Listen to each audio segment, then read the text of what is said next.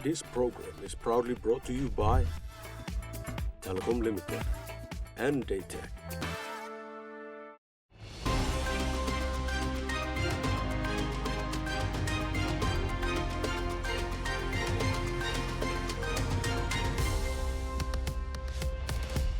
Good night, Papua New Guinea. I'm Malcolm Waira, and welcome to another episode of InFocus. Tonight we hold discussions with the Rural Airstrips Agency about the work it is doing in the country. Joining us for discussions is Ms. Kim Opeti, Chief Executive Officer of the Rural Airstrips Agency, and Mr. Jackson Kiakari, Government Donor Liaison Officer. Thank you both for joining us. Thank you for having us. Firstly, Kim, could you give us a bit of background and history of the Rural Airstrips Agency? The Rural Airstrip Agency is a not-for-profit PPP arrangement with government. I'll just take us through a bit of history in terms of aviation in the country and then come and talk about Rural Airstrip Agency. So back in independence, we had what was called Department of Civil Aviation. And then there were reforms that happened that brought into place CAA, which was Civil Aviation Authority. During that time, during the CAA time, the government decided that the rural airstrip functions were to be transferred to the provincial governments. And so that's what happened. And fast forward to 2009,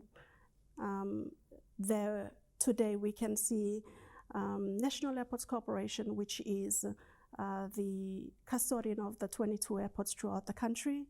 We have CASA, who are the regulators of civil aviation in the country. And we also have New Sky Pacific, who are the air traffic controllers. And further reforms brought about AIC, and down the line came Rural Airstrip Agency, which the operators and the rural communities saw that there was a lack of maintenance for the rural airstrips throughout the country. And so operators and the communities got together and petitioned the government to have someone look after rural airstrips. And so come 2013, Cabinet made a decision for an organization to look after rural airstrips. And so MAF then came into the picture to create RAA.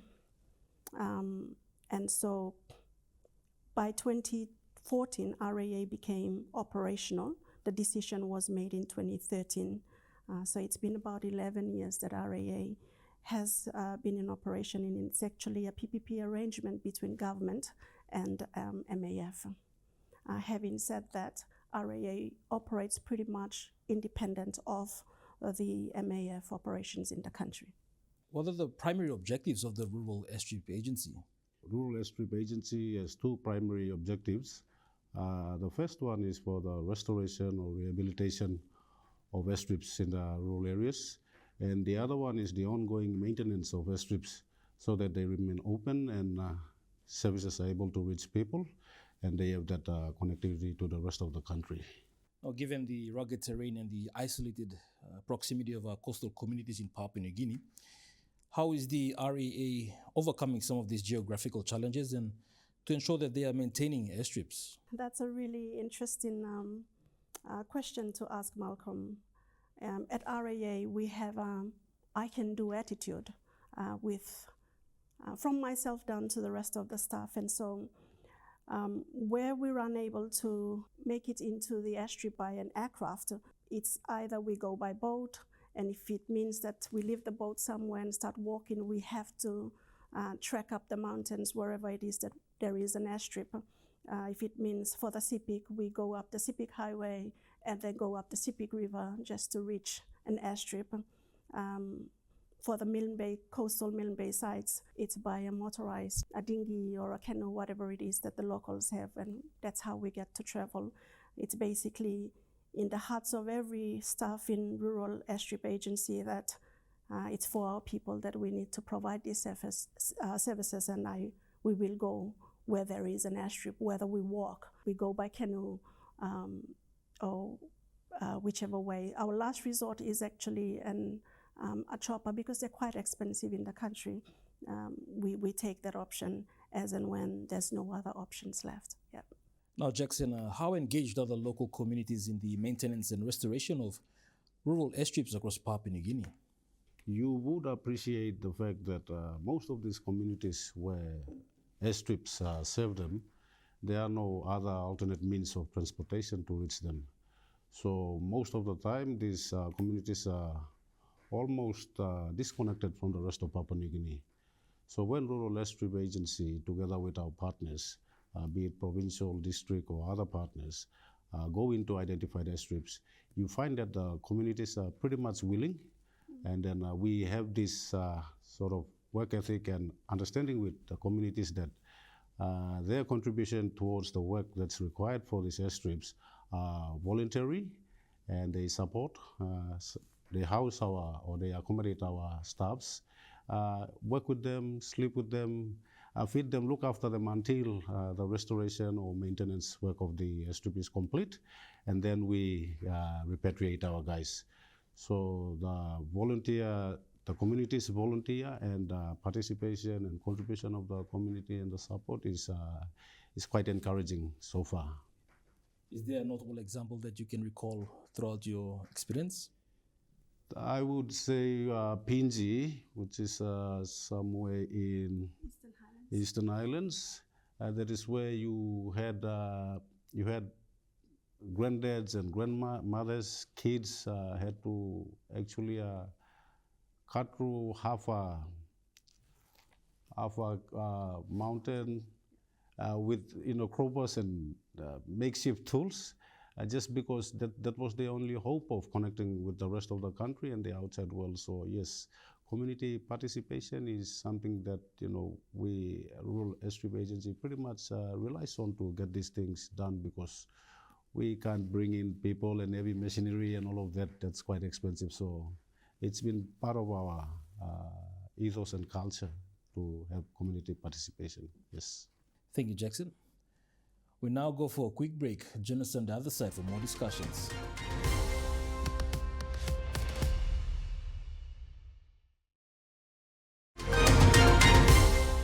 Welcome back. You're watching InFocus.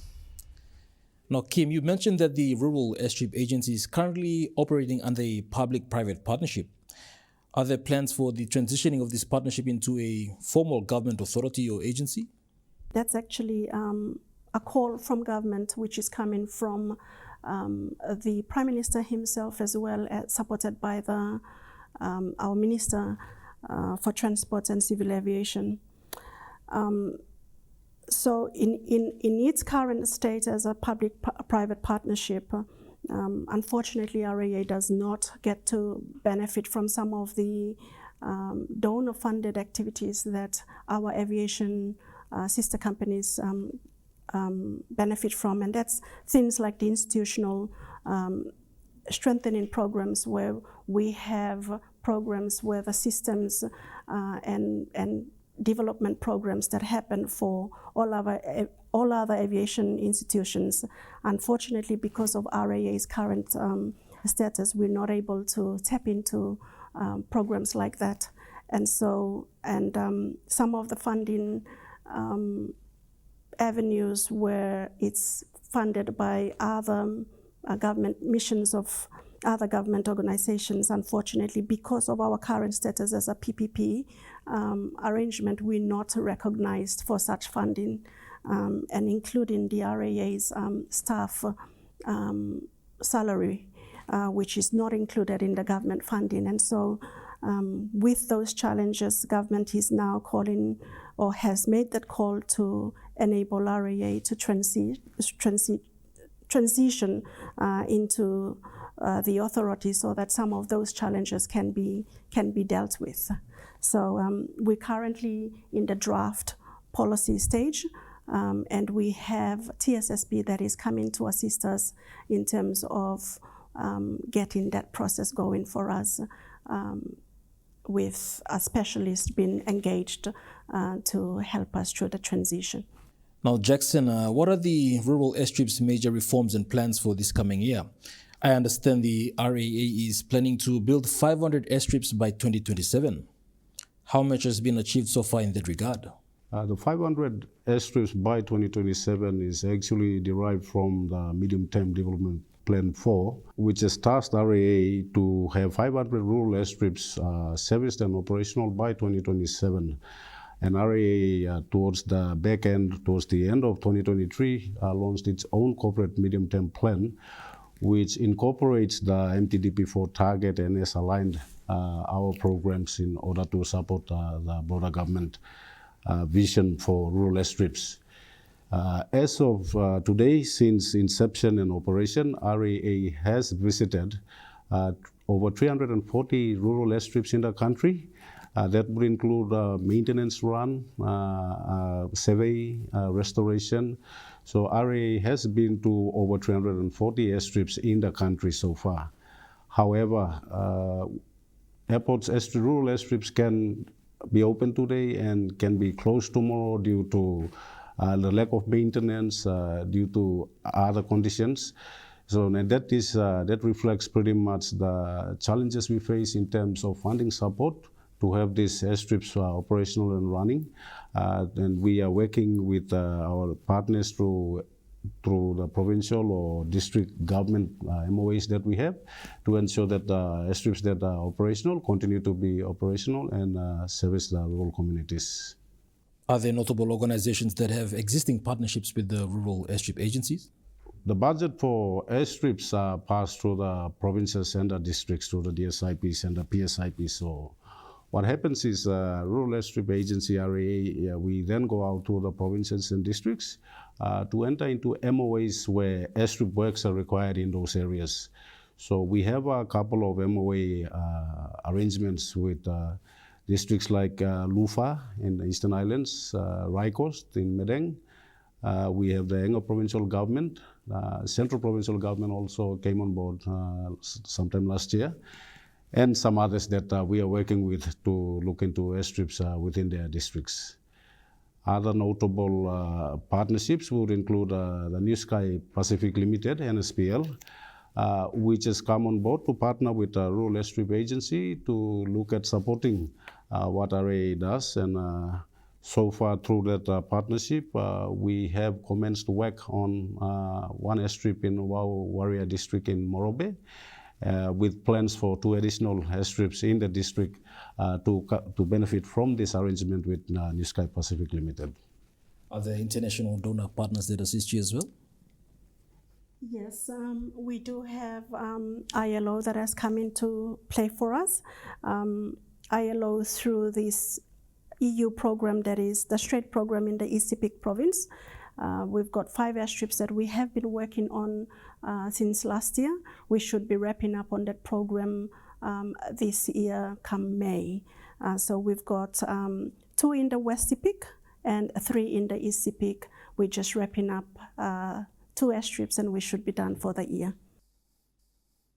In terms of our international partners, we have ADB, which is the CADI program that will be, RAA will be supervising or project managing 4 of the airstrips. That's 1 in the Central Province, that's for Tapini. And then we have in Morobe Province, we've got Finsafen, we've got Jaconot Bay in East New Britain in the Pomio District, and we have Hayfield, which is in the ECPIC Province. Now that's for ADB, CADI program. And then we've got the ILO, which started last year, about 15 months project. And that's 2 airstrips in the West EPIC province and 3 in the East EPIC province. And they are all under the STREIT program that is run by the EU under the ILO. We're in partnership with ILO with those airstrip restoration program in the CPICs. Thank you, Kim. We now go for a quick break. Join us on the other side for more discussions.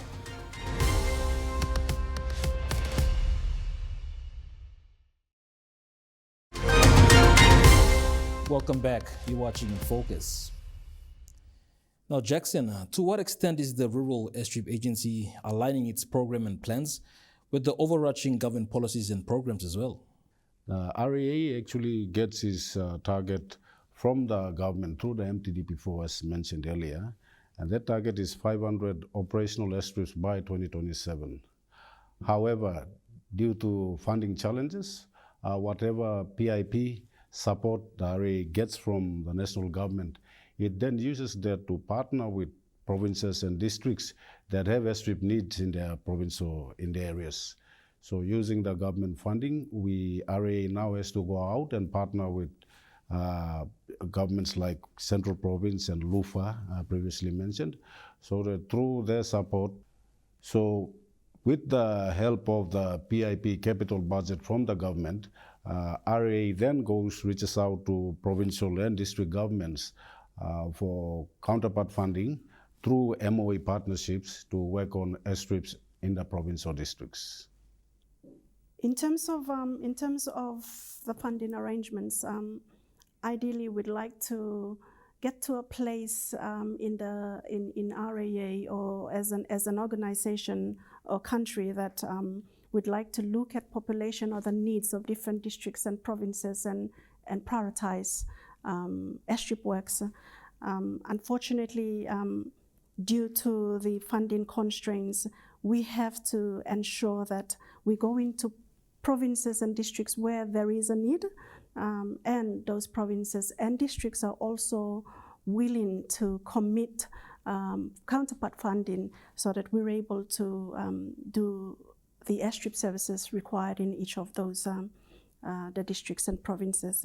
So at this stage for RAA, we basically prioritizing airstrips on commitments by different provinces and district level governments. So that's in terms of how we have been prioritizing and aligning ourselves in terms of the programs and plans for airstrip services throughout the country. Finally, Kim, do you have any remarks you'd like to make? At the Rural Airstrip Agency, we'd like to serve the country as a whole without the, if there weren't any challenges, we'd like to just go out and help every rural community, every rural airstrip that we'd like to do that. However, the challenges for the Rural Airstrip Agency is basically funding, and so we'd appeal to the communities and the leaders of all districts and provincial governments that have the need for rural airstrips to partner with RAA so that we're able to go out and do more for our people, because without the commitment and the support, the financial support from the provincial governments and the districts, we weren't able to move far. So together as a people, we go into the 50th anniversary for this country. How can we reach out more to the forgotten population of our country? And we'd like to reach out more. And if we all work together in serving our rural communities, we definitely can, open up our country more in terms of agriculture, in terms of education, in terms of services that go out to the rural communities. Before we go, we'll look at some of the recent signings of Memorandum of Understandings with the Rural Airstrip Agencies and the Enga Provincial Government and the Hela Provincial Government, respectively.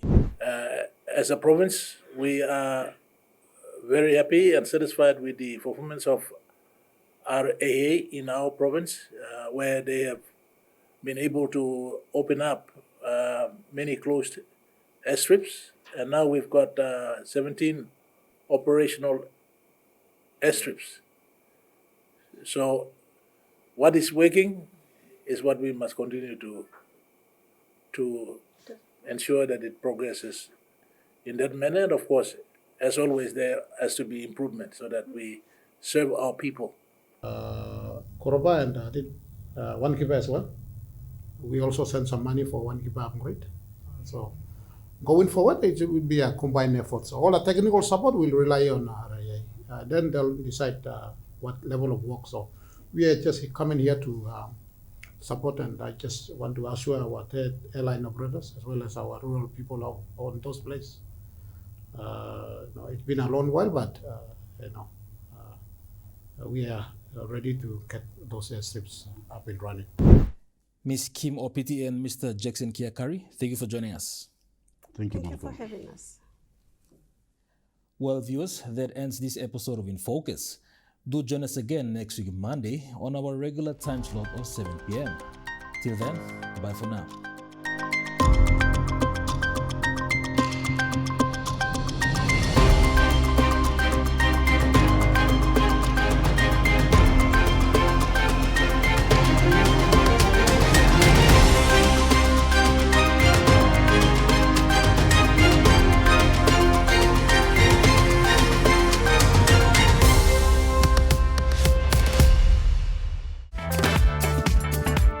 This program was proudly brought to you by Telecom Limited and Daytech.